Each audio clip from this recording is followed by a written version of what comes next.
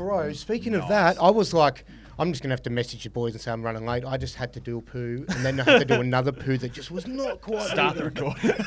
Well, he started. No, it's not. Don't put that shit up. What is up, and welcome back to the Supercoach Experience podcast. I'm your host, Brandon Savage, the coach of the Savage Burbos for the last time in 2024. I'm your host. I'm joined by a full panel today. Today is the OGs, the new school Supercoach Experience, and the old school. I've got Mikey beside me. How are you, Mikey?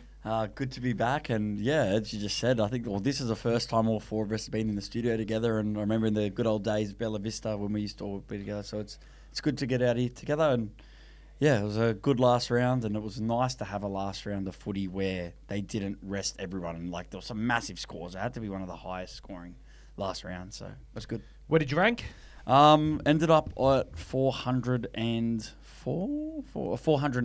is what I ended up, and scored 1430. But look, I could have scored 1600 this round. I made a couple of mistakes. I had VC Hughes. I switched it an hour before kickoff, and I was going to not play Carraz to loop, but instead I did Olaquatu. So I left some points out there. 408 is Philip Hughes' test cap number, so enjoy that rank for years to come. I think it's a good year to have.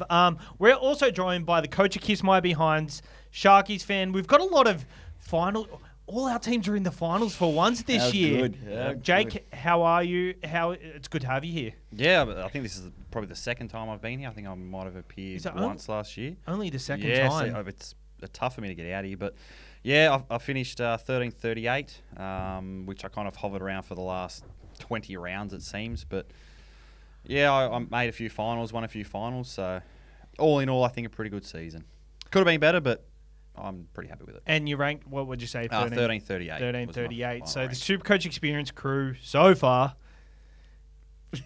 top 1%. We've done very well. Timmy Kafusi is in the building. Timmy, how are you, Timmy?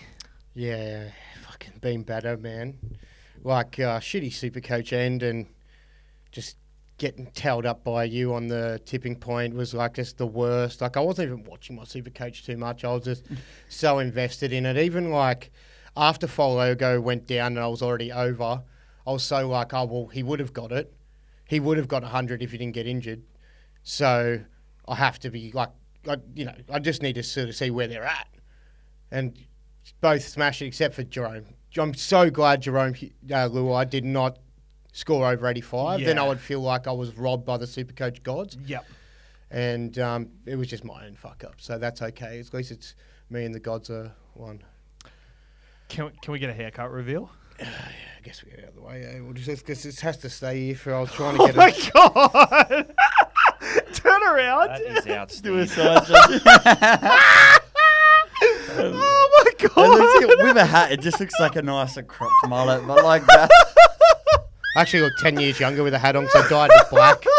I'm like, I look all right with a hat on. You take it off and I look like about 50 years older. To be honest, you don't not suit like the bald head. Like you could easily rock that too, but I hate a bald head, man. So There's nothing wrong with a bald head. sorry. Yeah, it's not completely bald, bro. Like, and I feel like you've got the perfect length at the back. Like, I think you might even have a bit of better length at the back than what Felice does. Felice is trying to grow it at the moment. Yeah. Can you just turn around for the camera? Felice also has curls, so his is probably longer than mine. His is just ties. Oh my god! I would have permed it, but it was probably going to be too expensive to perm. I actually paid for this haircut, which was an awkward experience because I didn't get to go to my normal hairdresser. He was booked out and would not squeeze me in. So I went to some random one after breakfast. You had to ask them to get Did you tell him the story, or did you just let him? I just said I've lost a bet, and then he was loving it, he was enjoying it, and everyone else in the barber's just like there was like 8 other people getting haircuts, and everyone's just sort of like. A couple of us, Kafusi, getting a Kafusi. Have you been mistaken for Felice in public? A few times, yeah. Like, I mean, I was back. I think it was back in 2022. I was getting stopped for Viliami kick-out when I did my hair blonde. Heaps of people thought I was kick-out at that point. Yeah. I've just got one of those faces that kind of looks like a lot of people. You know what I mean? It's kind of like, oh, he could. Is it? You know what I mean? It's just. But yeah, look back to my Supercoach and stuff my stupid hair. I've got I finished 2,700. Pretty good. And 50th, and yeah, look, it's Penrith postcode 2750. Oh, that's kind of cool. I thought I liked the number for a reason. I was like, why does this look so neat? I was like, it's because it's round number at the end. Yeah. It's the Penrith postcode. Represent. Is that an omen? Yeah, I think. Hopefully. Do you know what else? Do you know what else is an omen? It's going to the Panthers game this weekend. It's my birthday. The Penrith are playing.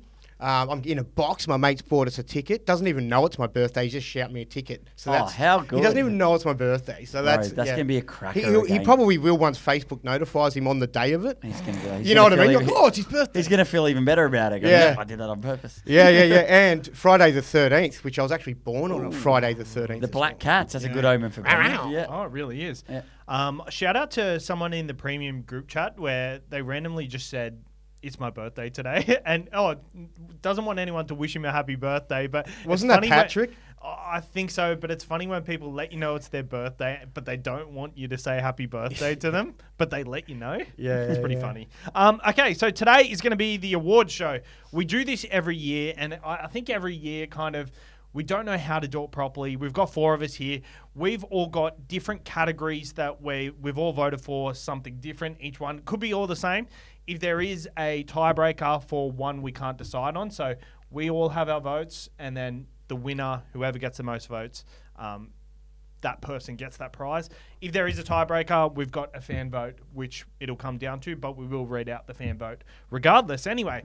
So Supercoach Awards, firstly, shout out to Blake, the coach of Bryce's boys. He took him the 50K. A news article came out today that he is actually Kyle Flanagan's groomsman and will attend his Bucks party this weekend. So apparently he said Kyle Flanagan will expect him to shout quite a bit, even though he's the NRL player. Hey, that's the best man's job, but he's 25 too, so a bit of a younger guy, and I heard him talking about it, like, was saving up for a house and stuff like that, so he said he was going to put a lot of the money towards the house deposit and that, so it's nice to have some younger guys win it and, actually use it to get ahead, so it just shows that, win Supercoach and you can get ahead in life. Should we sign him?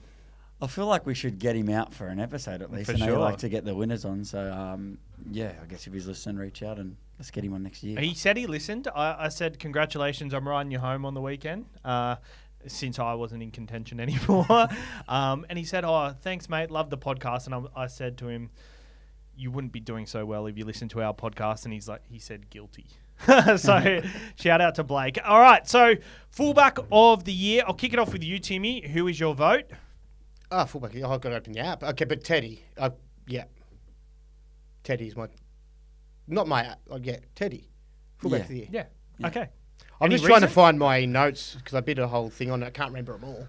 But yeah. Is that it? Yeah. Do you want me to speak on it? If that's all you want to speak on it, yeah. I've probably got... I've got some notes in You here. do have a lot of notes there, Timmy. Yeah, so average 94, 22 games for the year. I think he's a standout. The great thing about Teddy as well is a lot of us were kind of like riding him off. Is he done?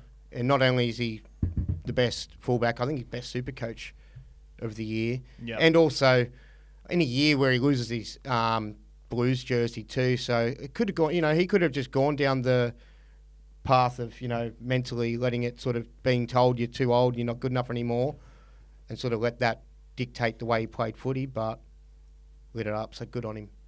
Jake? Yeah, same. I think Tedesco. The fact that he was probably one of the cheaper premium option fullbacks at the start of the year, everyone was staying clear of him. By round 14 or 15, everyone's got him. So the ones that didn't get him probably fell way behind. So I think not only best fullback, probably best Supercoach player for the year. He was definitely, it was the sliding doors moment, whether you got him or not. And he was the Kalen Ponga of last year. A lot of people kind of waited, and if they didn't get him initially, they kind of tried to fade him. I think it was the case of you kind of needed to just swallow your pride as quick as you could. If you couldn't get him the week where he had a good matchup, then getting him the next week was definitely the smarter option. So many people didn't have him. I played a lot of my prelim cashies and stuff like that, and went up against people without Tedesco, and I was just like, hectic. Which I was just so surprised that a lot of people didn't. I thought you had to have him and pair him with one of the other guys, but it might sound boring, but mine's going to be Tedesco. He was way too good, and the best part about him is he was one of the safest captains to have each week. I think I'll give a special mention to Dylan Edwards. I thought he was the best fullback for the first 10 rounds. I know he obviously come back and didn't go on with it, but he really surprised me at how much he come out of the gates. And as a Panther supporter, spewing, I didn't have him at all. But hey, he could be. I don't know many Penrith players all year. I think I've owned McLean. That's about it. Yeah, I didn't either. I don't normally do. I'll Cleary at the points. end I did, but yeah. Through that period, Dylan Edwards was crucial, and I think the second fullback position, I did put a lot of special mentions like Turbo, Drinkwater, Latrell, Ponga at times, and they also have purposes throughout the year, didn't they? Yeah, they also have purposes, but there was one constant. It was Teddy. I started with Teddy, and he was a great person to start with. And I think you look at his numbers all year. And it was only round 12 where everybody was like, okay, we kind of need to get him in our side now. Yeah, when you started with Teddy, I remember going, oh, he's a bit crazy. I remember what what you said to me. Yeah, I thought you were fucking crazy. You said, you're stupid, you got to start with Ponga. Some shit like that. Yeah, and you did, and look, you started way better than all of us, so it just shows that like that decision was a big one. And I didn't think he had it in him, because most of the time when they go down, you don't think he's going to come back up. Yeah. But he did. I was wrong. And I guess selling him after 2 weeks was also one of the dumbest decisions I made. I don't think it was the dumbest, but... Stay tuned. All right, and the fans agree. 76% of the fans voted Teddy with 351 votes. The next best was Turbo with 62 votes at 13%, 37 votes for Ponga at 8% and 13 votes for Drinky. Edwards was a special mention. He wasn't in the top 4. And someone said Gutho. Oh, that was my brother. He's a Parramatta supporter, so makes sense there. Centre wing of the year, Jake. This was tough. Yeah, this is tough. Probably a month ago, I was going to say Karaz, but the fact that he finished the year so terribly, I'm going with Lomax. I think consistency-wise, he was outstanding, and he was never really highly owned throughout the whole year, so he was almost kind of in a pod sort of territory. I mean, he still was highly owned, but not at that top range. So I don't expect him to emulate that same next year. But yeah, I put him as my centre wing of the year. But I think we could have 4 different answers in this question. We could. Mikey. Yeah, mine's Karaz. I don't think those last 2. I thought he was awesome. He was 600 came. He come back like after injury. And if you jumped on, like I jumped on right at that moment, he was just so solid, especially for the back end of the year. Like, he was another one. He stayed pretty low owned, especially when it come to cash comps at the start. Like, I was versing a lot of people that just didn't have him. So I thought he was so good this season. And we always knew we had that base, but obviously with the Dogs performing better on the ladder, it obviously translated into Supercoach. So for me, look, we knew Lomax, had a bit of potential for Karaz. I think he was a bit of a surprise that he finally kind of cemented himself as a gun centre wing. So, but look, I think Lomax and him very, very close. But I think I owned Karaz, so that's why I'm going to give him my centre wing of the year. For me, I split it between Val Holmes and Zach Lomax. I still haven't made a decision, but after I talk, I probably will. Initially I went with Val Holmes. I'm leaning towards Lomax at the moment, mainly because he was a legitimate option to start with, and he killed it from the get-go. Got 100 in the first round, and he got a few tons early on in the season, and he got big tons at the back end of the season as well. And I held on to him all year, so for me, he was definitely my best centre wing for the year. But I think with Lomax, the good thing with Lomax is he was predictable, and you could see which matchups he was looking like he was going to go big with. So purchasing him at the back end of the season would have been crucial for some people. The 125 against Para, I'm pretty sure he averaged like 90 in the back 5. And I think that was really good. In the middle part of the year, not having him it didn't hurt you. If you had him for that 170, it would have been great.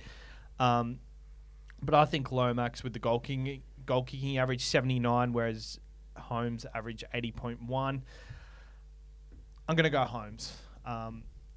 Leave it up to Tim. I talked myself out of it, but I think just Holmes, he was consistent. I didn't have to sell him, didn't have to move him out all year.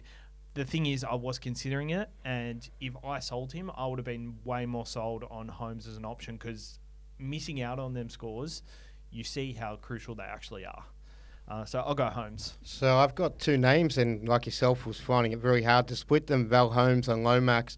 Val Holmes averaged 80.1, Lomax 79, so basically 1 point off. Val Holmes played one extra game, 22 games, Lomax 21. So just looking at those numbers, I would put him at 1. But because he was a unique option, and more of a pod matching him at the same point, and because it's, I guess, maybe less, you can't expect more. You expect it from Bell, you know what I mean? I kind of want to give it to Lomax based on...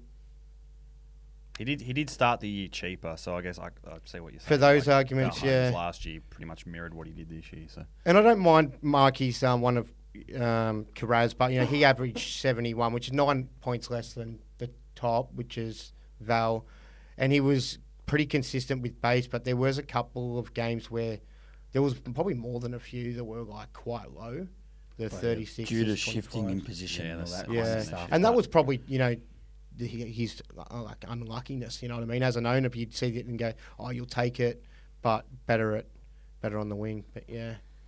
So you going Lomax? Yeah, I don't want to be the decider. I think we could agree on it together. Well, the fan vote is going to go down to it. So Okay, let's- whoever you vote. Just vote someone not in the top. I'll not- go not one of Lomax. those two. I Go don't have a Lomax. bobblehead of Well, Val Holmes. the fans agree, so you're not being the one to split. 52% with 241 votes. Val Holmes was surprisingly third with 78 votes. Carraz got 20% with 91 votes. Dominic Young got 12% votes. And He was good as well. someone said Cookie, Lomax. Someone said Brian To'o. That negative 15 from Dom Young, though, just put a line through him for trying to compete with the others. I was like, that really cost. And he missed a few games as well, Dom Young, with But injury. it That was like good because crucial. when he come back, like I guess a lot of people are saying Dom Young, when he come back, if you got him when he come back, it was pivotal. You fell behind if you didn't grab him when he come back because he come back and went 150 or whatever it was. So, yeah, I think some people will vote depending on what they did for their inside. I know I do. I think we've got a segment later in the show that might involve that situation once again. Mikey, I want you to kick off the 5-8 of the year chat because I feel like you can give it to anyone. Like I'm looking at the averages, and for the top 6 or 7, there's not even 10 points in it. Yeah, I think mine. I think I gave mine to Galvin as my 5-8 of the year. So yeah, Galvin. I'm going to give mine to. Look, the fact that you could hold him all year, and even against tough matchups, he started to go pretty big. And the biggest thing about him is he started at absolute bottom dollar.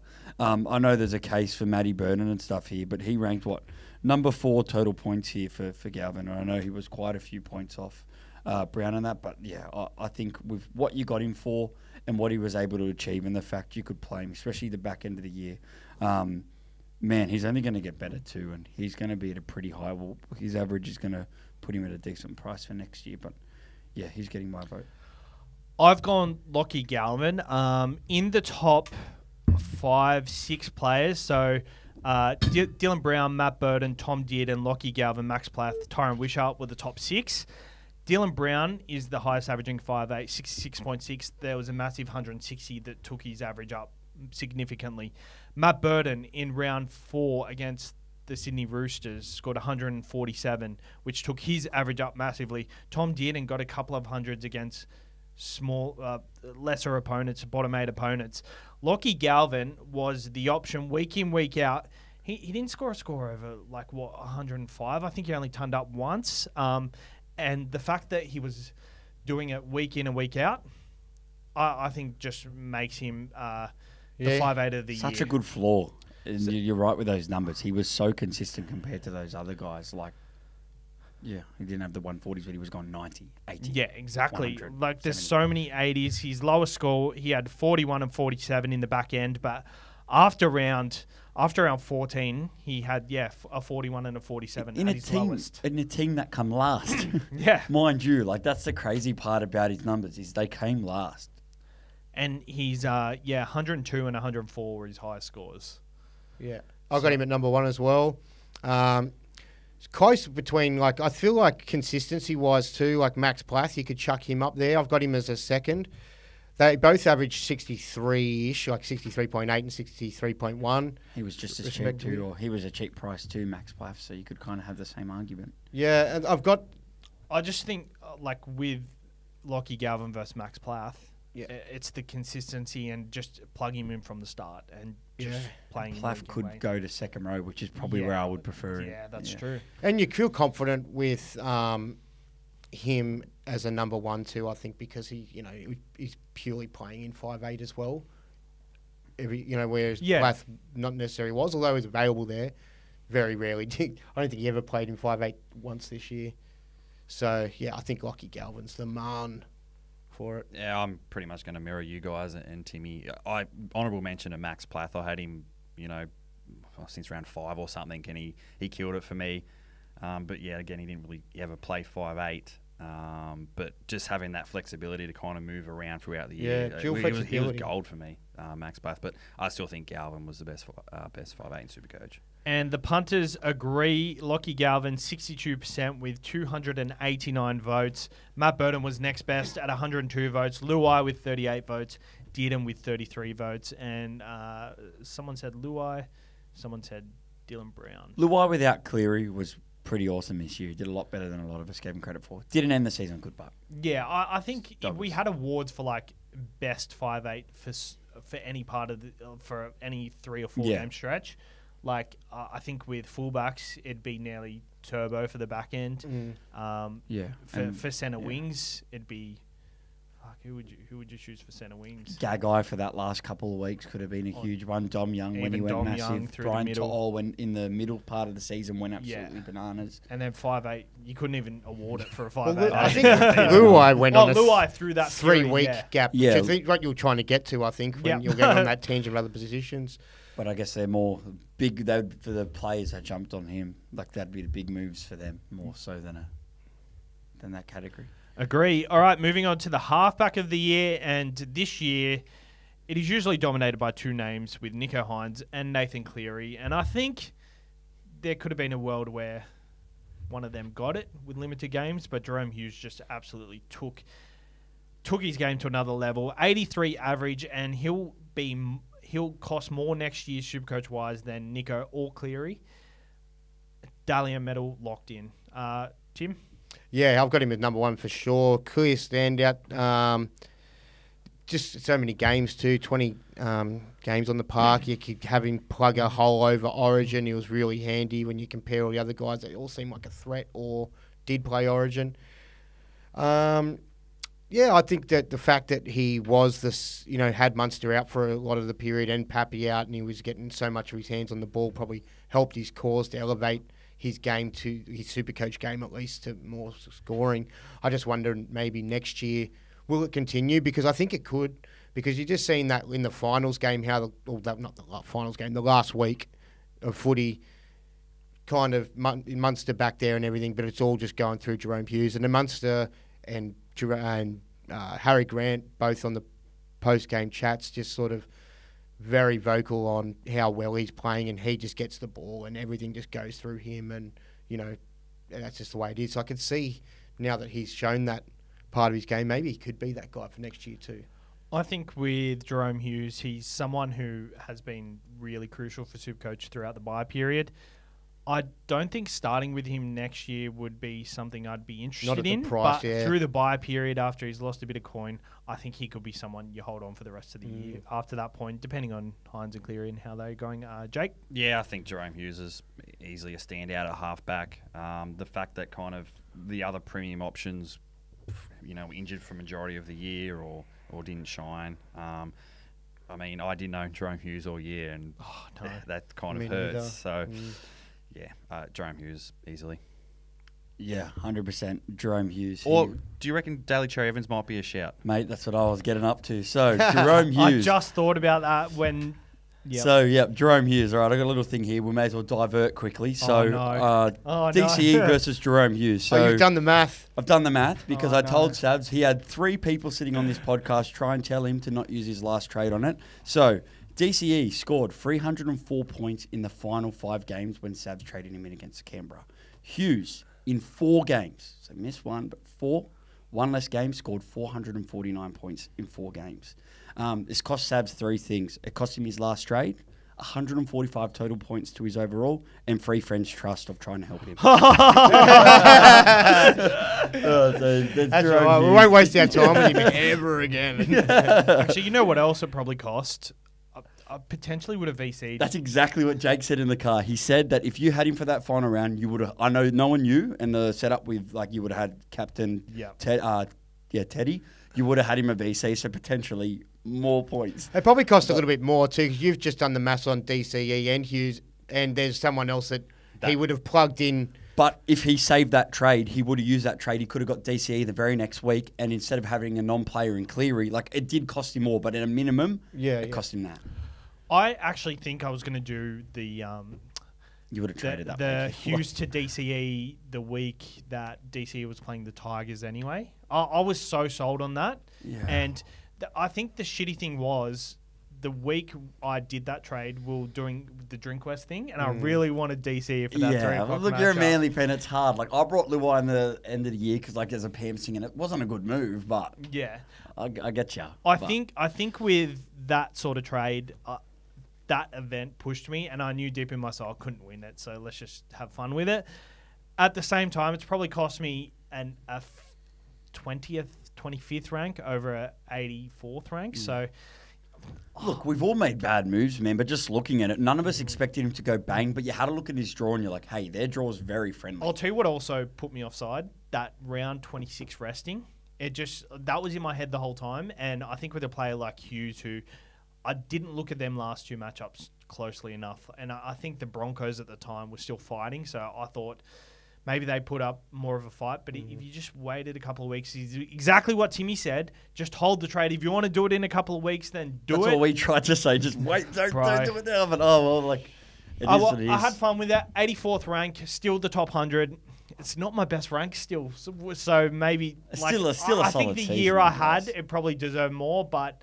With a decision like that, you told me it could be the difference between a rank your season deserves or a bit lower rank. But don't beat yourself up. Hopefully, you've taken a little lesson out of it.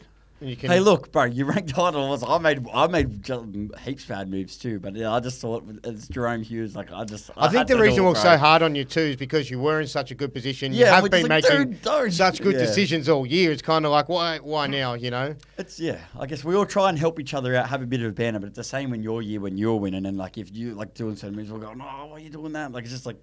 Everyone's got their own thoughts, and we want everyone to succeed. They're in that position. You know, when you're making, like when you rank so well like that, it's an accumulation of really good decisions that you've been making. Yeah, so your balls become so big. You're like, I'm going to do you're this. Just like constantly, people are telling you not to do it. Like the Tedesco and Latrell, starting with Tedesco and Latrell. Like I was constantly hearing all season, don't do it, don't do it. That was a great. I did it. And it just proves how much needs to go your way to win Supercoach, because the amount of decisions I was getting right, it's the ones I got wrong which undid me in the end. All right, and the punters agree. 92% go Jerome Hughes, 467 votes. I only put this poll up late, 12 o'clock today. So he did have a handicap, not saying how good Hughes was, but if Cleary and Hines are both fit for that whole year, then there'd be a lot more competition, especially with both where these clubs are sitting at. You'd assume their Supercoach points would have been a bit higher and Hughes would have had some competition, but not taking anything away from him. But Fair comment. Yeah. Tim, I want you to kick off second row forward of the year. This one was really tough. And do you know what? I wrote the names down just on a list and then decided to go through their averages. And then it turned out that I just listed them right just off the gut feeling. And they all sort of played around similar-ish 19 to 22 games. At the top, I've just got Angus. I just think he's a standout one. Just some real big ones in there. It's also that you got him so cheap too when we could pick him up. And just coming back from, his mental health issues of the past, that was a great thing, a huge bounce back that I don't think many of us were expecting. I've got Fafita a close second, although you wouldn't expect it, just like because he had a big fall off towards the end. But most of the year, just consistently just he was putting up 80s without scoring tries, and that's what just never happened for Fafita this year. The try scoring didn't happen. I would love to see how many tries he actually scored this year. I haven't looked into it, but I feel like it'd be no more than 5. Like, I feel like it'd only be like 3 or What do you reckon? Well, for Fafita, he didn't score many this year. Whereas before, it'd be like when 12. you'd punt on him nearly every game to have one like go close to the line, dummy, like close to the line, dummy half, or So flat the second half of the year, but not with Foz this year was the bit of a thing, and Jaden Campbell Jaden not Campbell using him as curse, well. can't even fucking run straight. But he had a good one on the weekend, so shout out to him scoring against the Panthers. I didn't even know he was playing. I messaged in the chat, going, I have to take an AE. I just seen that he wasn't there and was in a rush getting ready. And then I seen some little bugger in the 6, and I'm like, that has to be him. No one else could be in the 6. So yeah, I got really excited and cheered really loudly in my Panthers gear. And then everyone looked at me like this guy's a knob. Cheering for Titans. But yeah, I've got Eli Katoa 3rd, Nicola 4th. Ola 5th, and I think they were all the big 5 for this year. I think they were the names you kind of wanted all of them. You could maybe miss out on one of them. Yep. Yeah. Well, one guy you would have liked to have was Isaiah Yeo. And I was going to say, he single scored year- more than all 5 of those Yeah, he guys, did, and you he didn't have did. him in your top 5. Every Yeah. single Yeah. year, he's just the forgotten man. He was the He's number so 1 second consistent. rower. And he was a Isaiah crucial Yeo. trade in Yeah. at the First back had end. him as well. Yeah. But I think Angus Crichton, kind of echoing again what Timmy said, could have got him so cheap. After round 5, he was, 400k or 430k, whatever. And then that locked in 80 minutes for the rest of the season. I think 4 or 5 tons in there as well. But yeah, I think Angus Crichton. Oh, look, I've got Angus and Crichton and Katoa so even, but I'm going to go with the pack here and say Crichton. But I think it's one where, look, I didn't own Crichton for nearly that. I only got him in for the back end, so that's probably one of my worst moves of the year, not getting him when I should have. Even you missed out at the start, but you still got him with that price, and I refused to do it, and I should have. Yeah. But I think with the second row, you could have portioned it because I think Katoa was a really good buy before he scored that double. If you got him for that patch, it was killer. Same thing for Angus Crichton. If you got him in for that patch, he did really well in that patch. And then Nakora, right mid-season as his price dipped, if you got him in there, like they were all very crucial. And they had, to be honest, like Nakora, like all of their patches kind of were very even. Like Nakora had so many high tons. Oh, he went on a back little tear at the back end, didn't he? He was very cheap. He got all the way down to 575k, and I think that's when 524. See that, and then to where he shot up, he's ending the season on 754. So, yeah, to me, I'm going to go Crichton, but yeah, I think Isaiah Yeo, like he was the most consistent, and a big shout out to Nakora and Katoa. Like the second row was huge this year. I've gone Crichton. I think a lot of us Crichton owners before Origin kind of weren't planning on selling him, but the games we thought he would miss, he was just one person and who how was, expensive he who got was to. so easy to sell and just try and buy back later in the year. That didn't happen. He played throughout that Origin period. You were able to plug him in and not get a shit score through that period. So I've gone Angus Crichton, but shout out to Britton Nickera. I think he's snuck in as a second because realistically, if you didn't have him for that back end, you would have been pretty screwed. 120 at round 15 after he bottomed out at 524. 79, 92, 96, 43, 44, 96, 74, 98, 51, 137. So there's you go on about the big tons and the big 90s and stuff. He scored 4 90 scores and 2 big hundreds in the space of 10 games. He started slow, which is probably why his average is not as big as some of the other 70 guys. It's 5 points under. He didn't actually the other start guys. that slow. It was kind of in the middle of the year that he kind of had a lot of low games. I still think he got binned in one game, so he kind of missed some as But well. I remember he got the draw, just like there was a clear time to pick him up, and then he weren't as soon going as- his way 'cause of the he did go halves. well as soon as we picked him up too. Well, yeah. As soon as that 120 hit, the week before he scored 62. So I think that week when he bottoms out at 524 after scoring 62 with no attacking stats, you look at that and think, okay, maybe he's ready to fire. And I think a lot of us jumped on him the week after the 120. So yeah, because he was still pretty cheap after that 120. He was 570 after that. So shout out to Nickera. I think Angus Crichton is maybe by far the probably best second row of the year. And the punters agree. 69%. Nice. 344 votes.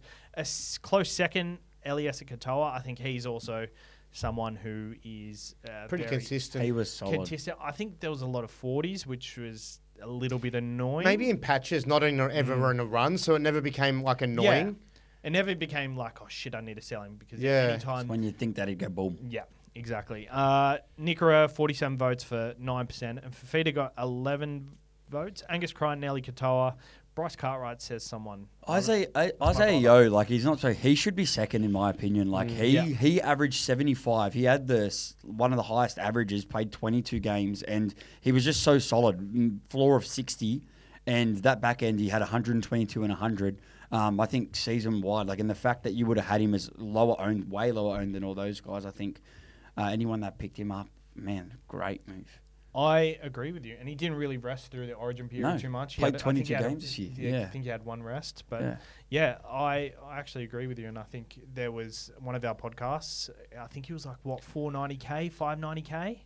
Yeah. And I was looking at him, and I'm like, Jesus, I could go Kai Pearce-Paul to him, but it was just a waste of the trade at the time. Yeah, without Cleary, he started to take more of a ball-playing move, and especially because they keep having the younger halves, he's taken a lot more attack. And that's what I was going to mention. To bump him up.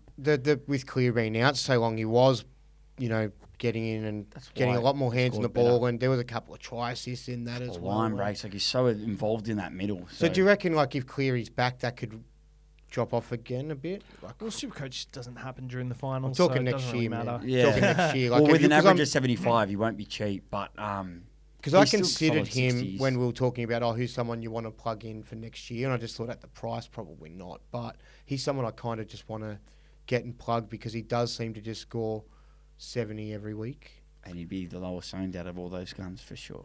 I think just like when Cleary's out, Dylan Edwards becomes appealing. I think we've got to put him in that conversation from now on. Yeah. Because he obviously takes, especially next year when Jerome Luai's not there, it's going to be way more crucial for a ball-playing person to be dominant. If it is someone like Blaze, like he still might be, like, they'll throw to Yo to have a bit of experience, even with Cleary in the side. So that is a good shout. Good shout. All right, Jake, I want you to kick off the front row forward of the year. Well, my vote is going to the front row that will win the comp next year, AFB. I think in terms of consistency, he pretty much played every game. He was scoring tries, getting tons, which I don't think you can say about really any of the other forwards. Barnett you can kind of throw in there, but his back end of the year was bizarre. I mean, everyone kind of brought him in at 800k, and then he struggled to score over 40. But AFB, consistency-wise, he was outstanding. Yeah, I agree, AFB. Didn't have him from the start, but I did get him for the back end, and he still went bananas. Look, just scores so much more tries, which makes him so good. And, I guess special mention to Tapine. I thought Tapine, like he normally does, he always has a charge, and he was so good from the middle to the end. So special mention to him. But, yeah, it's AFB, and then I think Daylight, so not even close.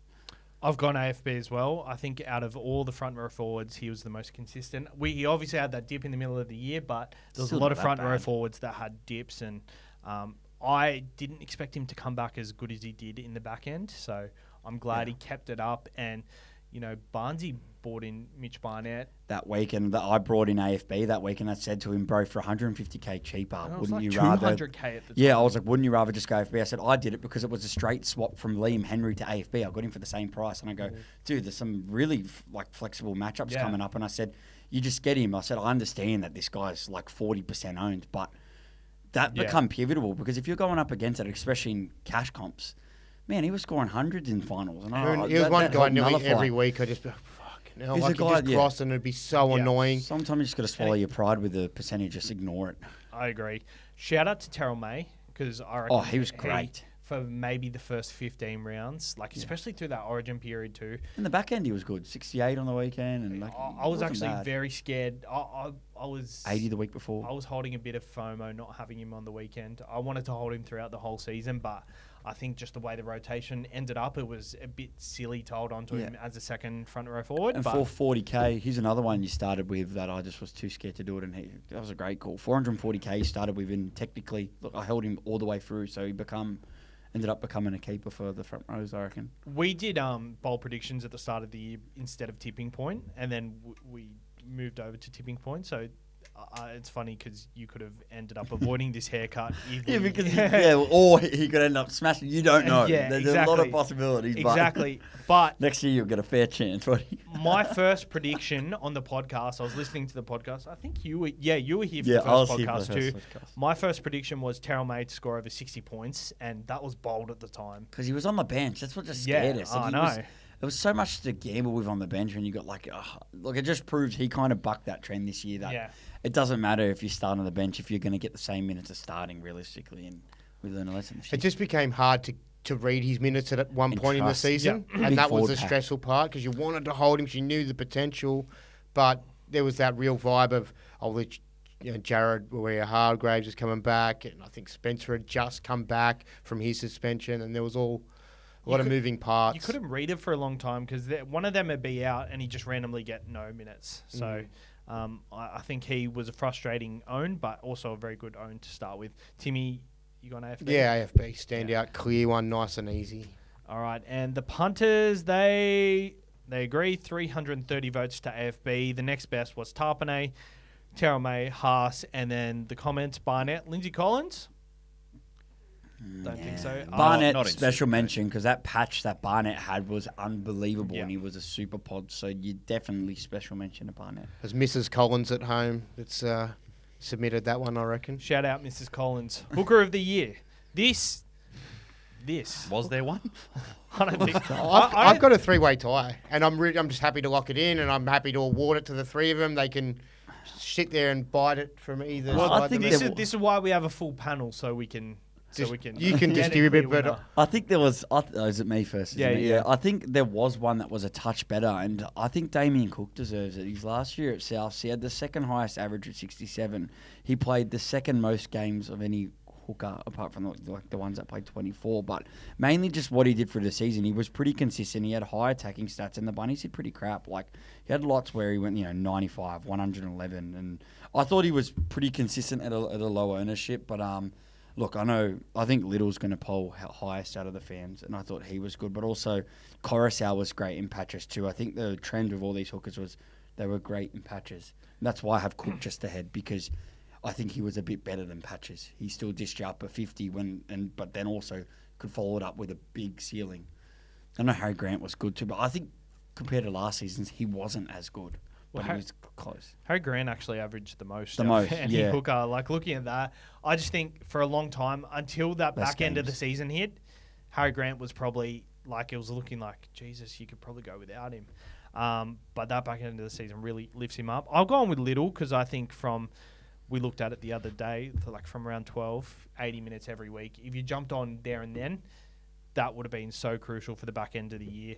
I think all these hookers did very similar at the start of the year. I think starting with Robson was one of the better things I did, but Appy Coruscant was nearly match him. I nearly went with Appy, but I was way more happy having Robson in my side at the start of the year than Appy. But Appy kind of kicked on through that middle period through Origin, but I think just after all that, Little just kicked Little on was from good. round 12. He ended up being the most expensive hooker by quite a bit at 729k. Now you look at his snapshot of his minutes and his scores, man. He was a very underrated option. If you jumped on at that point, I think you'd definitely say he was the hooker of the year. I think it's just the fact no one really cottoned on to it for a while. Do you feel like when we put that post up, people cottoned on to it, or were people already doing it? Some I people think would- there was a few other. I feel like I'd noticed another podcast or another creator on Twitter. Like it was all that week. That I think that people had kind of Yeah, it just clicked. Yeah. And it might have been on the back of a particularly good game by Little or something. 93. Yeah, that made you then go back and go, he's going all right. Yeah. Let me have a look and see how holy shit. Yeah. Yeah, so I reckon that's what the effect of that was. Is my turn? Yeah. I thought I just chimed in a bit early. So I had 5 names that stood out to me, and I just got it down to 3 equal firsts in my mind, but you can share the first out of these or put my name forth. But Depends if it becomes yeah, a draw. it'll be in the mix for sure. So Robson, Little, Harry, Appy, and Cook were the 5 names. And then doing a little bit more research, I got it down to equal Harry Grant, Damien Cook, and Little. And it sucked because I had Appy and I wanted to sort of put him in there, but I felt like the other guys had better numbers. And yeah.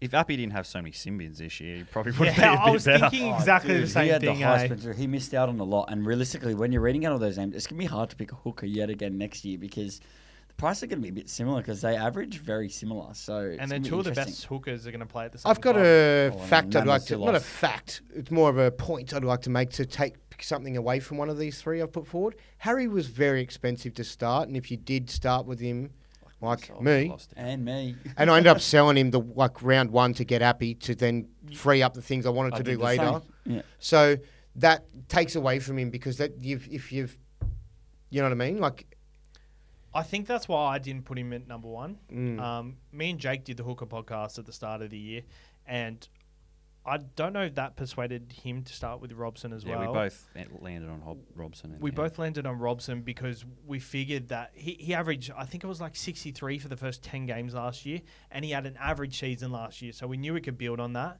And I just felt for 200k less, starting with Robson over Harry, I just feel like that was so much better, and I would have been so frustrated if I wasted 200k on Harry with the scores Robson was getting. He was averaging more than Harry at the start of the year. So Yeah, we had a big debate about that at the start, and I was on Team Rods, and then I went to Harry Grant, and we had a big debate about it, and another time where you said, "Oh, you're going to be left behind if you just." and look, I say I was wrong. I was definitely wrong with that one, but yeah, I guess you've just got to pick that guy that can do that, and Robson did that, but I think Robson did definitely fade from the middle to the end. Like he wasn't ever. There was a lot of Tom Starling was averaging double. He was at some point. So Yeah, so Cook was pretty consistent, but he just didn't feel like he was in many sides, and same as Little. Same with Little. if But- you looked at Cook, but he was killing it, and there was a point where, especially around that bye period, he was handy because South's covered a couple the last two buys. He got So moved he around was a bit hu- too, he was to his huge, yeah. detriment, like in the centres and Centre, stuff. yeah. So if he was to stay in that position a lot of those times,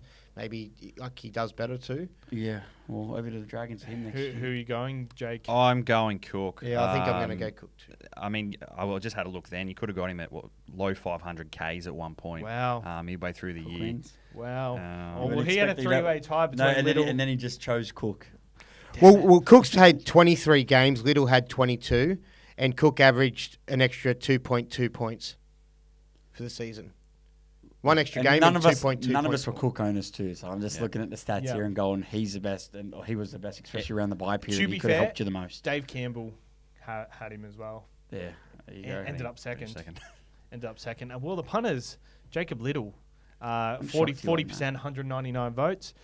He's probably the flavour of the month, I Oh, guess. flavour, Yeah. very Yeah, he flavoursome. ended Very hot. Bulldogs 2 weeks ago. Mm. Harry Grant was second on 32% with 158 votes. Robson with 89 votes. Cook actually polled the least with 10%. Which is crazy. That is surprising. It is crazy. Because Yeah, a lot of obviously- people would be polling on who they have. But also too, when you think about it, if you just watched, there was games where he was running and doing well, but you just kind of didn't feel like he was really.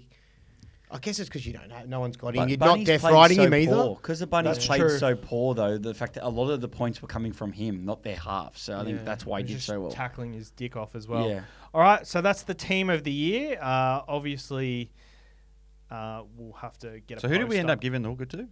The hooker. It's Cook. 'Cause Okay. You three voted Cook, and Yep. the only two, the fans and Savs voted Little, but yeah, I'm happy with that because it seems like for the whole season he was better. So the fullback is Tedesco. The centre wing was it Lomax? Yeah. Yeah, Lomax. The 5'8" was Lockie Galvin. Halfback Jerome Hughes. Adam Second Phillip. row was Angus Crichton. Front row was Adam Fennell-Blake. Hooker was Cook. Crazy. Best cheapie of the year. Who are we up to? That's very tough. I think we're up to you to go first. Yeah, we are up to use. The decisions are between Galvin, Iro, Plath, Blaze Talangi. There was also another one. But Bostock? Bostock, really yeah, great one. that's a good shout. I've gone Iro.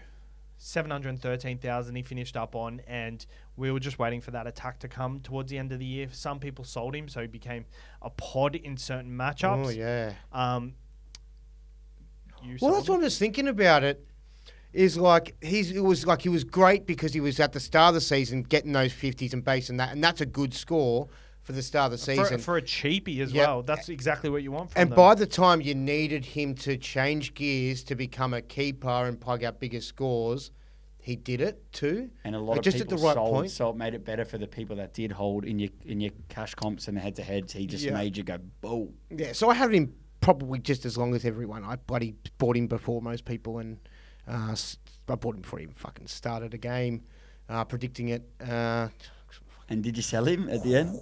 Yeah, it was one of those It's tough. trying to I win a get it. head-to-head. It I was get like it. I it get was it. the week Earl Hey, you was sold him ruled for out. Lomax. Yeah, and I'm not That- stoked about it because it's still a shit trade. It's still sideways. But at least it's Lomax. But I tried to win my head-to-head, and I did win one of them, but I didn't win the one I wanted to. I wanted to win the $500 one, and I'd have some big cash now rather than little cash. I'm going Canoe as well. Canoe. I can't believe you didn't Oh say my that. God. I was The like, guy oh, that created what's he it. calling it Carol Hill You for? know what's funny? I actually, every time I listen back to the podcast, I'm like, should have said Canoe there. Should have said Canoe. I always forget about it. But yeah, I mean, it's easy for me to be biased, but I think the fact could have gone him at 200k at the start. He turned into a keeper in the end. I mean, I did sell him kind of when I thought he bottomed out at 500k. He was just scoring 50, 55s every week. I think I moved him. Can't remember who I moved him to, but if I held him to the end, that would have been gold because he went from scoring 55s to scoring 90s for pretty much a And that straight month. centre too is such a good thing compared to when you can get guns at fullback. Well, and stuff. he and it's also hard to had compete. fullback dual flexibility. So I mean, through the season, some people might have used that. Didn't even notice that, eh? to flick that around. Yeah, look, Hero's my number one as well. He was solid. His scores were so good. Every season, there's like one cheapie that goes nuts. Then I wouldn't say goes average, but gets to a point where you think he's maxed out, we'll sell him, and then they kick on with it. And it was definitely Hero this year. But a shout out to Lockie Galvin is my close second because he done it in a position that was, he outscored most of the other 5'8" in that position, and it was a harder position 5'8", where centre wing had a lot of high scorers. If you didn't have Hero and you had someone else, like you had people that were still scoring high. With 5'8", it wasn't like that. And special shout out to Blaze Talangi. I think for that patch in that short amount of time, he went from 200 to 600 like that. So I think he was a massive cheapie as well. But He was overall, even playable Hero. when I sold. Like I sold him when he maxed out at a point, but then he actually still kept going Yeah. on with it more often than not. You could have played him More weeks 90% than of the not. time. Yeah. Like come in straight away in the Eels, who were at the bottom, like near the bottom of the ladder, and you could play him most weeks. So Scoring a few tries from centre. Yeah. Where Number that's not 3 his for best me. position either. Like he'd be much better at fullback for Supercoach or Or at 5'8", 5'8", where yeah. he's got more ball in the hands. Same at But the yeah, I like reflex, Galvin yeah. too. I just want to touch on that one too. Like they're very, very close. Like their averages are 65.5 for Hero and 63.8 for Galvin. It's just Hero Argu- finished high on argu- price. Arguably, Galvin should have got it. Galvin based on- played based one on more that, I reckon. game. Yeah, look, it's very, very close, but I think maybe being a bit prejudiced with, the Hero just went in that last 5 to 6 weeks, went bang, bang, bang, and got a bit of a higher average in that zone than what I mean, Galvin so did. did Galvin. Galvin scored 80s. But he was while going Ira- 70s, 80s. Ira just scored tries. That's Yeah. like they scored very similar. And one's in the top 4, one's Yeah. last. So, maybe Galvin deserved Maybe to do it. I think you- it's so close. Errol but probably didn't have too many 30s anymore. Would have had less 30s than what Galvin did. Galvin had Hero's it- floor was amazing, like Yeah. 45 to 50. Like, I'm sticking with my decision. Oh, I think Ira as well. Canoe. And the punters agree. 291 votes at 57%. Close. been a Lockie bit Galvin, closer. 167. I guess Max Plath owners would have voted. He but- was good, but I still put him behind Blaze just because Yeah, I think for in that sure. zone, like you want a cheaper to come in, make you quick money, and then you offload him to then make other moves. So I think that's why Blaze was one of the perfect cheapies this year. Also, shout out to a couple of forgotten men. David Armstrong in the middle of the season. James Schiller feels like Early a on. lifetime ago. Ethan Strange at the start. Ethan Strange. Even McLean made a good money like towards the end too, but I guess you wouldn't have had trades to get rid of him. But there were some good cheapies this year. I think we had a good year. Yeah, for sure. All right, moving on to what have we got? First two. Most crucial trade of the year. So this could be for your side, for I guess your side's Still most for crucial trade. let's do it for our sides. Yep, Tim. I'll kick it off. So mine was the one that took the biggest mental toll and also probably took the biggest hit to my point scoring, selling Lockie Galvin to Kalen Ponga instead of selling Jaden Campbell to Turbo. Big point swing on both players. It's funny, we had a massive debate that week, and I was debating you not to do that trade, and you're debating me not to do the Jerome Hughes to DCE trade. So I think if we probably just watched our own backyards and dealt with our own issues, we might have come up with our right answers for ourselves. But we're both just trying to worry about what I was worrying what you were doing, and you worrying about what I was doing, and Oh, we're both pretty set on what we wanted to do, so nothing we could have done I there. definitely wasn't set. I was all over the place. Jake? In terms of the whole of Supercoach, I think getting Tedesco sort of just after Origin was the key move, but that's kind of boring. I think my, best trade probably was Herbie Farnworth, and he's probably my answer for the end for the next question as well. But I think he was quite cheap compared to the other options. Like I could have gone Karaz, Lomax, Dom Young, all them guys. But Herbie ended up scoring 170 in a Good a buy prelim coverage for too, me, and he which had made him even outstanding more buy valuable. coverage. So yeah, I think that's probably my best move of the year. I Anything didn't have 150 many good plus moves, is but that so was nice. a good Like, one. Anything 150 plus, like when you get a 170 something. It's huge, especially at low ownership. It makes it 150 Yeah. plus even better. And he put me into grand finals in Supercoach because that was a That's prelim. mad. So I forever love him. Clutch. When did you pick him up? Oh, I don't know. Probably just before their round 16 bye. I think they might Yeah. Oh, have so you had him played for a that round. while. Yeah. Wow. Yeah, mine. I'm not going to say just one. I think mine. Instead of saying a player, I think my best move was just the timing. I got all the plays that ended up becoming high ownership, but I got them all at the perfect time. Got Karaz right before injury. Got Katola before he went bang. I got Tedesco before he After went big. injury, you mean? Yeah. Sorry, I got them all at the right time before they went nuts, and then while they were low owned, I got all those big points before. That's everyone key jumped to on. doing well. Same with Otherwise, I feel like that's why year in year out, especially you nail the timing, and I think that's also why I stay with you consistent. I think timing's one of the key components of Supercoach. I think that's mine. It's not necessarily Timing. pods. It's guns that are low owned who are about to go off. Cause They are a pod at the start, but obviously Yeah. if they're polling well, of course they're not going to become a pod. So I think mine was just timing. I've got a few turbo late in the season. Latrell went down, so I think. Oh, That's Latrell, that was a good move too. Yeah, That's when we both brought him in. Latrell's my other one. Latrell at Magic Round, he went Yeah. on a run after that. Yeah. That was a crucial trade, and it's funny because he That stayed was a big. pod I forgot that whole about that time. one. He stayed a pod that whole time, and we've That's another actually got timing one. We've actually got a pod of the year segment. I've got him for them 5 games. Yeah. Shout out to my answer. Nikora. Oh, we touched on him late in the season. He's another timing one. I Bang. think put him him at late in the 530K. season is so underrated, just because a lot of people jumped on him. If you got him in the 500, you'd be laughing. Yep. That's another timing one. For I sure. got Dom Young before he's 160 against the Warriors. I think that was a great one. A lot of people were burnt early in the year because of him. I wasn't, and I jumped on, and then the majority jumped on the week after. I did the same with Garrick.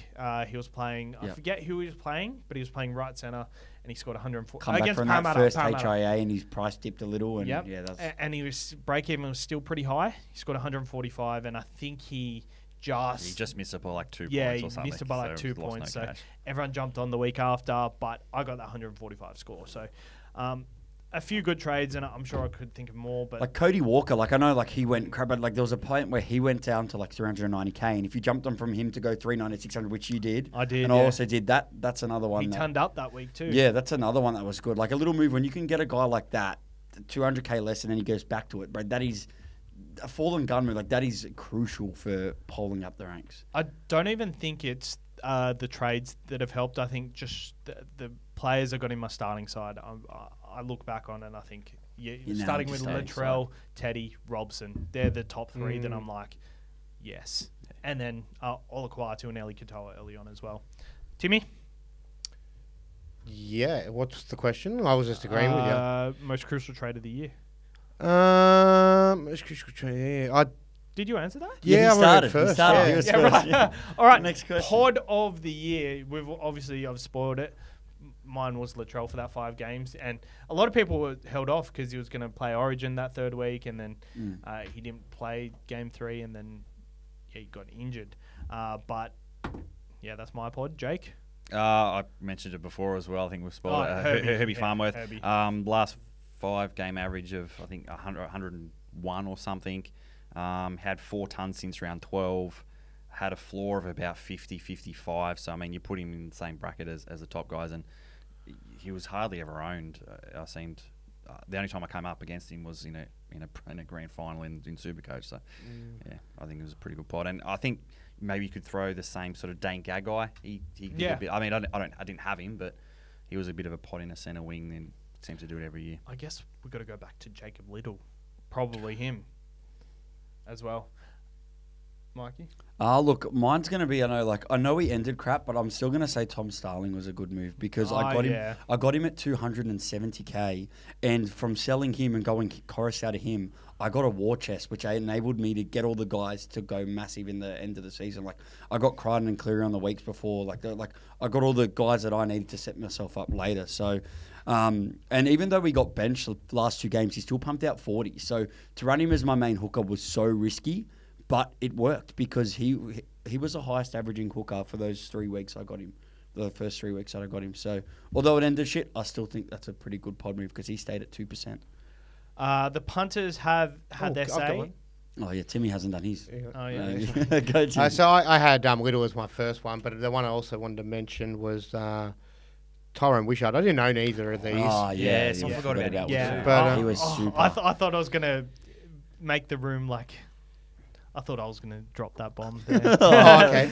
I like the way you got into that. A lot of punters said Wishart, and I completely forgot about him. I think he was... Yeah, so from round 10 to 20, that's a 9-game straight. He played 80 minutes in every single one of those games, averaged 71.88. And at it was 5'8". Yeah, and you got him for about 340k or something. So you know who's one we're forgetting as well, who was absolutely super? Tamari Martin. If you got Tamari Martin for that patch, he went bang, bang, very bang. early on. Middle-ish. No, it was middle. middle-ish, It was yeah. around the Wishart time. It was maybe just before he went Yeah, it absolutely nuts. So he's another that was another super pod play move, I think. A lot of people said Crichton. A lot of people said Wishy as well. A lot of people said Little. Like Stephen Crichton or Angus Crichton? I don't know, just Crichton. A lot of people saying Crichton, so I don't know what that means. A lot of people saying Lomax. Not potty enough, is I he? think Tom Hazelton's start of the year was a great one. Yeah, there was. I remember on the podcast, Barnesy was hyping him up. I was like, nah, no way. And then he just went boom, boom, boom. And I was like, oh my God, that was a crazy move. And I guess Karaz at the start of the year was a good one as well. Just 600k. Just back to the most crucial trades of the year because I missed the punters ones. So Josh Miller says avoiding Cleary ×2, not to make the trade and waiting for him to make sure he's healthy. Not starting with Cleary, although we did score decently at the start. Technically, that was the right move long-term trade-wise. Getting Teddy in, Grantos says. There are a lot here, so I'm not going to say them all. Charlie Halley says Ewan Aitken. He had a pretty good stretch. Good. Yeah. Forgotten man. Not having to trade Ira because I started with him. I think this is something to take a leaf out of the book for next year. I like that. Yeah, just guys you know that are getting a go. I didn't He know. wasn't 100% getting a go. Like, it was one where it was like the year where Kalen Ponga come in and he didn't start, but then 3-4 rounds later for the Cowboys, he got a go. Like, yeah, the move would have worked massively because it enables you to start with another gun or another mid-ranger because there was a lot of mid-rangers this year in the second row. There was heaps. Some of them, like, I think that's a bit like we forget, like Tupanua at the start and all those kind of guys.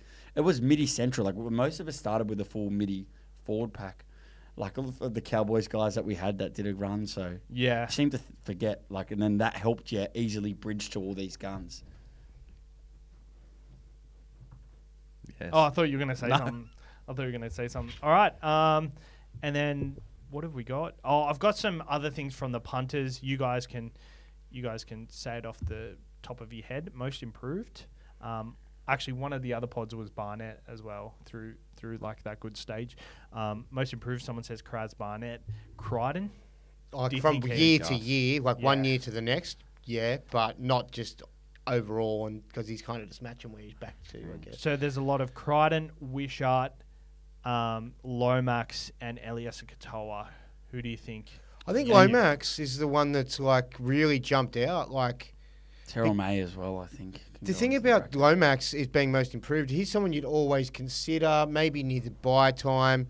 He was never, but now he was. But like he jumped up keeper. into the echelon. Yeah, he jumped up and matched a real high. You could put Jerome Hughes into that same, jumping from a mid. I'll get him in the buys to the best halfback. I think you could as well, 100%. The thing like I'm trying to push for Lomax is like, I guess with Jerome Hughes, he had an opportunity where other main playmakers, so he just took that opportunity. He took that. Lomax, you could say, switch of position, allowed him to grow as well. So it's kind of You could even put. I know Galvin's I a don't know. rookie, but you could even put Galvin's season. Like, come on, that's definitely the most surprising. I I know mean, we've got. Isn't most most improved improved? from not playing NRL. Oh, to playing I guess, NRL. but I guess just looking at a cheapie and then seeing what they evolved to, like, oh yeah, maybe most improved isn't. he's going to be probably the hardest to ever most improve. If he improves from where he's at now, imagine how good he's going to You're be. pairing him up with now, a guy that's won 3 premierships. So who Mm. knows? Can that help And him it's get going to stay at 3, isn't that right? Nah, it's going to go 4. It's going to go to 4, hopefully. Biggest letdown of the year. Oh man. We've got some Taylor Mays in this. Or Trading Marju maybe at first thought. trading Yeah, him for especially if he started with him. Feeder. A lot of people are saying even Getting though he averaged Fafita 70. when he come back, yeah, you could have skipped Fafita, and like Yeah. if you went someone like Isaiah Yo, you could have had so much more. But Marzihu, I think, like he was 800k, and Knights had such a good starting draw that a lot of people forked out the money to get him. And Yeah. he dropped pretty low, pretty fast, and I'd say he was the And most disappointing. Finished at the shit too. Like was Finished really had an shit. okay mid, but yeah, you're right. Like he finished, he just wasn't getting the ball. Like even when Ponga was back, he didn't do what he did last year with him. Not to like he was having a go. Like the runs he Oh, was wasn't taking out of his- his yeah. own end, like were very wasn't Brian getting the ball. Toto-esque on the weekend. He's going to sharp, like. yeah. Yeah. Sean Lane, Zarko. Yeah. One I'm looking at here, which I resonate with, DWZ. I think Yeah. he was a massive letdown. But you can this put year. that down to the Warriors' regression, I think. Yes. He did have good patches, but like I don't like. See, for me, I didn't think he was like. But I got him in when he dipped in price, and I made about 140k on him. So I got him for a real nice purple patch. But I guess if you didn't, either still you compare him to last year. It's like now these other teams, like like the Dogs, like Karad's had, like Dogs had such a good year. Karad's like there's always a player from each of these teams that improved. That go nuts. I think we've got some good names in that mix though. We do. And now we're going to finish off with first pick to next year. Guys, you've got your players. Do you need me to bring up their prices? No. Yeah, bring him up. Like So also, I just want to flag it. Might not start with them. I'm probably going to have a look at draws and factor other things Well, in. It's It's funny- pre-draw. Maybe we say this pre-draw because Yeah. draw's going to change everything. yeah, because we did a podcast and we did a clip early on this year, and Timmy said 3 players. He said Payne Haas. I think he said 2 other players, and he didn't start with either of them. Yeah. So things do change quite quickly, and they're definitely going to change. Especially when you work out where you want to spend your money too. Like you sit there and go, I'm going to spend that, and then you go, hold on, I've got this other guy that I can get for 300k less, which means I can totally change the dynamic of having a better fullback and maybe a better HSC. Also But depends on the amount of cheapies we think we're going to get because that changes what you could spend. Like for sure. we had to go mid-ranger hard this year. But you can go Yeah, first Jake because can I kick it stole off. your first 2 because I agree with them. I think So they're good I ones. guess we were told to do 4, so 2 fallen guns, and Oh, it doesn't really matter. Again, bias. I think Nico Hines. I know he didn't finish the season off very well. You put that down to coming back from the injury and kind of not being within the squad and the click. But we're getting him at 20-point average discount. 700 and What's his price? 766k, but based on this year's salary cap, Yeah. 766k next year. He started at 970k this year, so that's 200k discount. 205k discount. Yeah. So I mean, Can't go wrong. And Sharks really. always get a friendly draw. That's why they do so well. apparently, but yeah, I think him. I think front row is going to be a bit of a ordinary place to start. I don't think you're going to get many cheapies. I think Payne Haas, assuming he's healthy, he's going to be at a little bit of a discount at kind of what he can produce. But one guy, Cam Munster, he's going to be very cheap as well. Yeah, especially 5'8". And at 5'8", where everyone's kind of going to be at the same price anyway. I think Munster's the guy that can. Could be a bounce back year too after being a bit off with the pelvis and shit. He normally starts very low owned, like the past couple of seasons, but I expect him to be one of the most owned at that price. What have you got his And price I, at? gue- I Sab? guess after losing a grand final as well, they'll really want to bounce back at the start of Or next not year. even making well, they're not getting past it. Cameron Munster, 634,000 to start next year. He started 728 this year, so I look at that and I don't think it's that much of a discount, to be honest. It's still 128, like compared to the other 5'8" and like that, like it's still It's only like 100.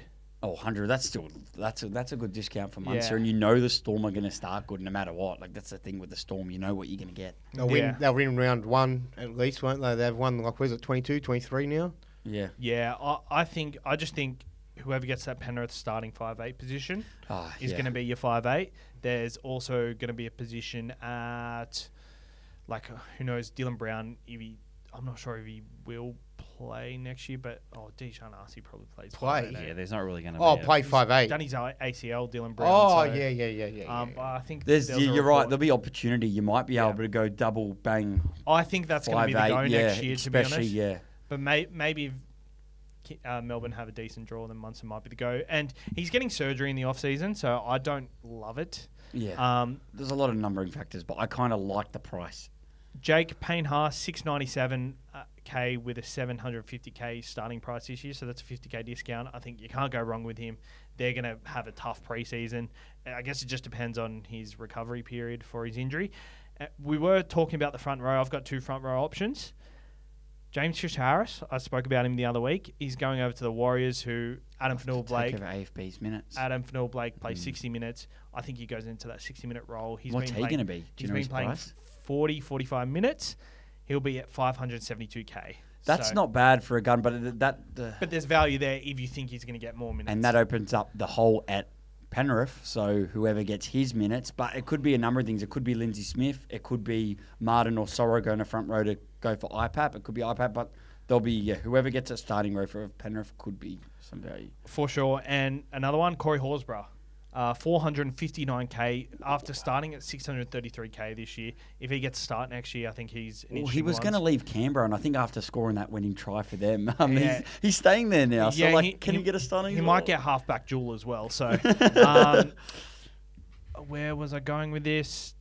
Fuck you. You were lost talking about me. forwards. You were talking about forwards at the time. There's 2 forwards. Well, he mentioned his 2 forwards. I Yeah. think. Yeah, I mentioned towards the end two of it. forwards. So, But I now mean, it's back I've to my announced my turn. kind of Yeah, players. so it's Mikey back can go to- through his Yeah, who he my wants to 2. start. Yeah.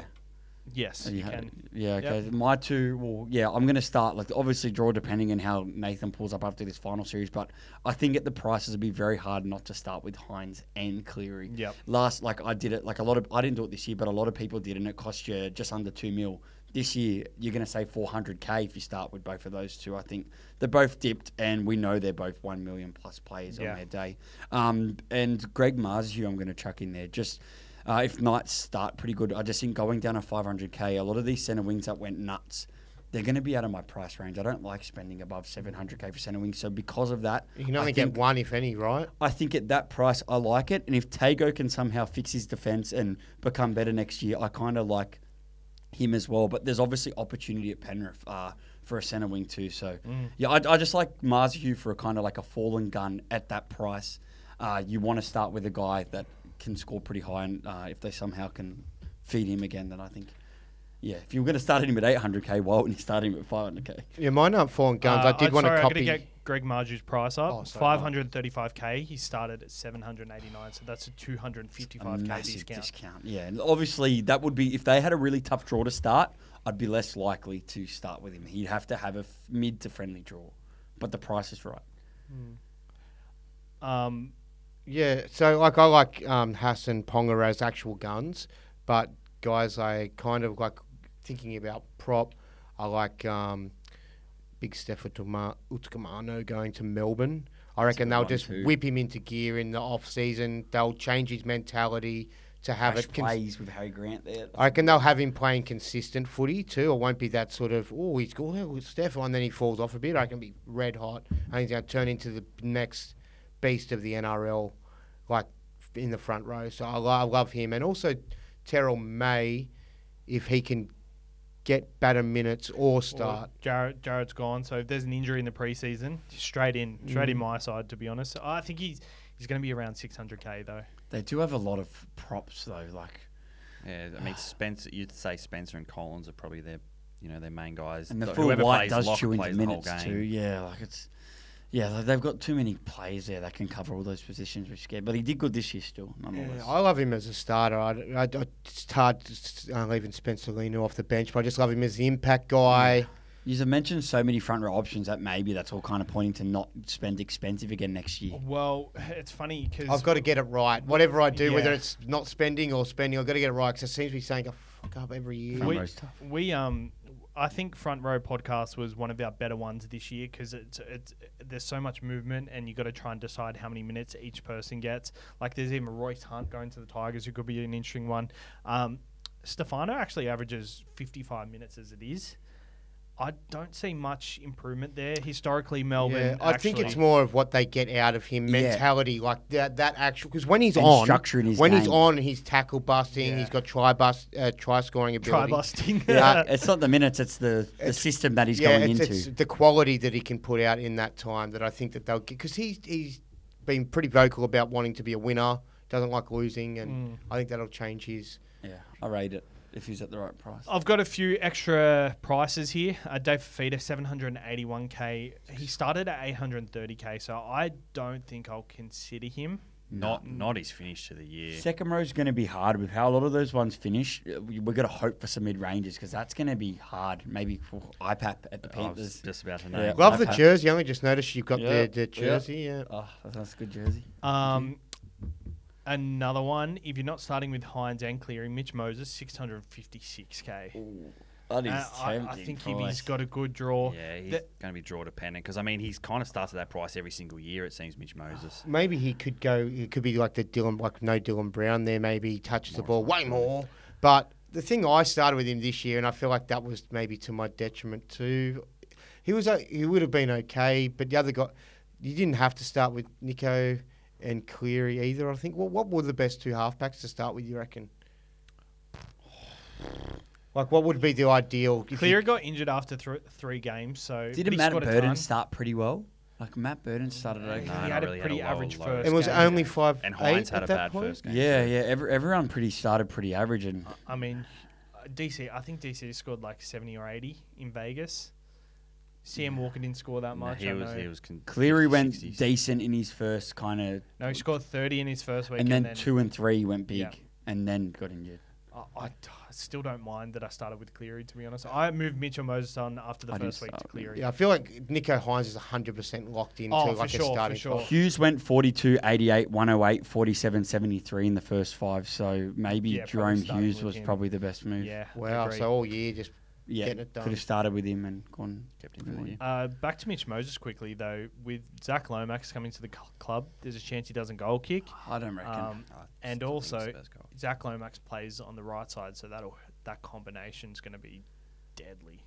To be honest, I think most, like, especially say Cleary's not 100% fit, that Moses and Nico Hines for how much you're spending as your halfback combo could be huge. Yeah.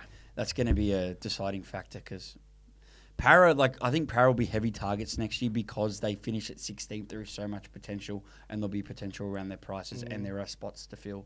Especially if Isaiah Yongi gets the fullback spot. Could be like the Dogs of that's this also year. a good one. If he gets a fullback spot because they're saying that Guffer's going to get moved out of it, like, he hasn't come from playing Reggies at Penrith to go play Reggies at Parramatta.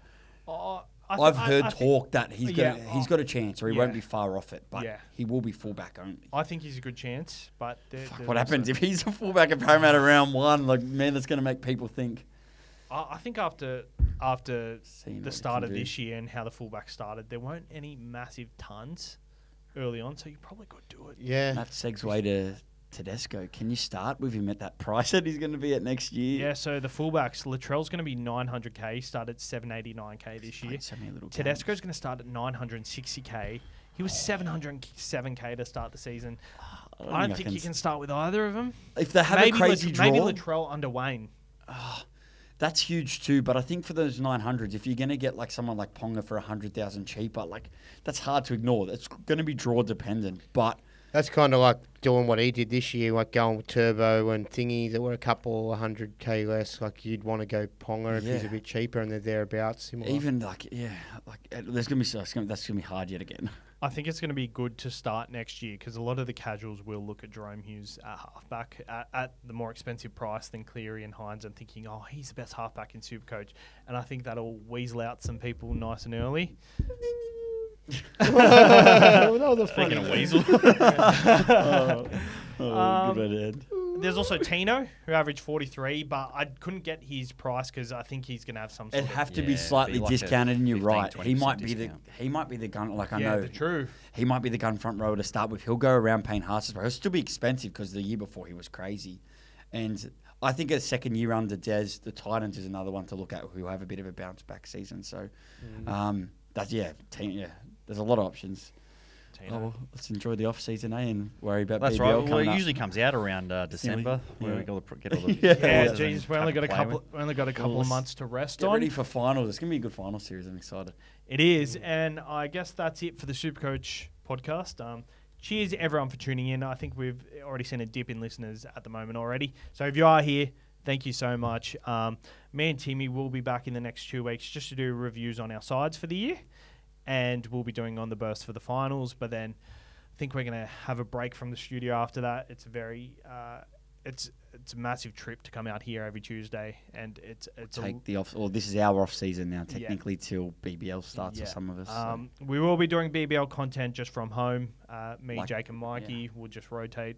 Guess we'll see how we go there. But cheers for the season, lads. I think it's been a really good one of our best, especially Supercoach wise. Well, yeah, we did pretty good, but at the same thing, it's our first time we have now actually for the whole season we managed to post 2 podcasts Supercoach wise. So we managed to have a Sunday wrap up for the whole year, and it was good for us. Well, man, you to- could even say 3. I mean, these, Yeah, and these on the guys burst. doing on the Yeah, burst but on it the was a good way. It was a way that we could get back involved and not let the city and our work stop us from being able to get more content out there. So, yeah, I think it was a great year, and thanks to all the listeners and stuff that stayed with us for the whole year. And yeah, appreciate it. Yeah, thanks for coming in this week. I know it's hard for you guys to get here, but for the big game, you want to get here, and well you done wanna to you scream for your holiday. year particularly.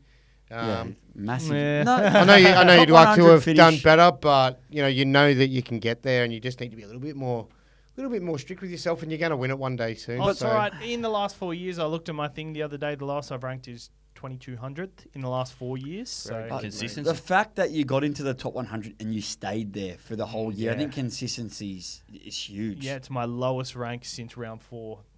The rank that's I end massive. up with, which is crazy. But yeah, that's why we do the podcast, to try and pass on the knowledge and try and get everyone. We should be getting worse because people should be getting better, but Hey, nonetheless, there's always someone on this podcast doing well, and we will continue. I almost guarantee it that we'll be able to do it every season. One of us will go big next year, and one of us is going to win it one day. And I know that might be a big call, but I really believe Again, that. one of us. Will win it again, again. Yeah, well, I know he might go back to back. He might be the first back-to-back champion in Well, NRL. we can't go back Oh, to no, back. back-to-back. He'll be the It's first two-time two-timer. I like that. Two-time in Sleaze NRL. bag. Someone's done it in BBL, but in NRL would be the first two-timer. I reckon Jake could do it in BBL. Oh. he's Again, there, look. It's not even Jake's we'll off season. try. He's coming into pre-season. This guy knows for the his- most cricket out of the 3 of us, but it always it's seems me- to me be and Mike behind are the us ones that two. go So and can do Savs better. clip us this year? Tune in. Maybe it's my year in BBL. I don't know. Look, who knows? We'll see. One of us will do well in it.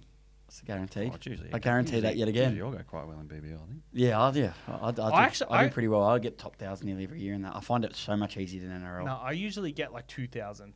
But I'm looking You at you guys. lose interest about halfway I got through, top, though. I got top 200 2 years back. I feel like it's way easier because you got the double games. You just target that. But anyways, we're gonna digress. That's back to All right. Well, thank you for tuning in once again for a good year. Stay tuned for next year because we got some big plans. We haven't really looked into it too much, but we we will. do have different plans to do. We'll with plan something, and Well, that'll be big. We will plan something. No, we got good plans coming up. So, Hey, we did a live show this year. Hopefully, some more of that to come. So. live show this year. Would that be the? It's technically a live show, but that was a big for us. Do you reckon that'd be #1 events of the year? It was pretty good. I reckon the Olympics would have been a pretty big event. Supercoach wise. Oh, outside, you mean for us? Yeah. Yeah, I think that would have been a big point. Like that's something that we wanted to do for a while, and we did it. But we would have been a close second. That thing we did at Trent Quest to the Olympics would probably be. Yeah. I mean, there was no ray gun sort of level of performance there, but Oh, close I to. don't know. Yeah, close to. I All don't right, know. we're gonna digress again. Let's. We're waffling. Yeah, we're waffling. That's for sure. I think the pre-season Supercoach launch was pretty good for us. It was We'll- a good. it It will wasn't ours, but we had a good time. Yeah, but like That was all Supercoach wise. I think the content that they brought out this year and what other people were doing, I think it was good. It was a Yeah. good year for content. all right.